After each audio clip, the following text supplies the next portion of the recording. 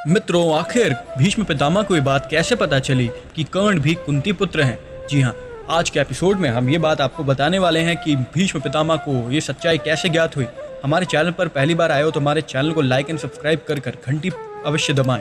दरअसल ये बात उस वक्त की है जब अर्जुन द्वारा भीष्म पितामह को बाणों की सैया पर लिटा दिया गया था और उसी वक्त एक रात को कर्ण भावुक होकर उन भीष्म पितामह से मिलने वह उनकी तरफ बढ़ते हुए, क्योंकि उनको ये बात उनकी माता कुंती से पता चल ही गया था कि वे पांडवों के ज्येष्ठ भ्राता हैं।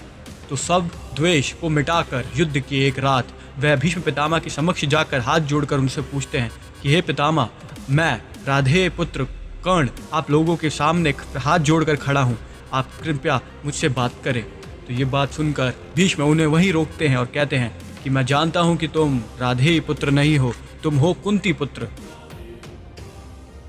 ये बात सुन कर्ण अचकित हो जाते हैं और कहते हैं कि हे पितामह, मैं जानता हूँ कि मैं सर्वाधिक आपकी आंखों में गड़ने वाला व्यक्ति हूँ, मैं अर्जुन के पास प्रतिद्वंदी हूँ, इसीलिए आप मुझे हमेशा द्वेष भावना से देखते थे। ये बात सुनकर वो स्थग हो जाते हैं और कहते हैं कि हे पुत्र, मैं मानता हूँ, मैं जानता हूँ कि तुम कुंती पुत्र हो।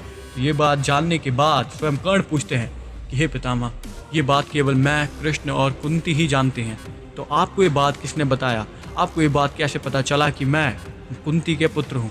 तो भीष्म पितामह बताते हैं कि तुम कुंती व एवं सूर्य नारायण के ही पुत्र हो, और ये बात मुझे नारद मुनि से पूछने पर पता चली, क्योंकि तुम जैसा दिव्य तेज, तुम जैसा दिव्यात्री, तुम जैसा महारथी, तुम जैसा सारथी इस पूरी सृष्टि में शायद से कुछ ही लोग हैं, और वो सब कोई भी सूत पुत्र नहीं हो सकता।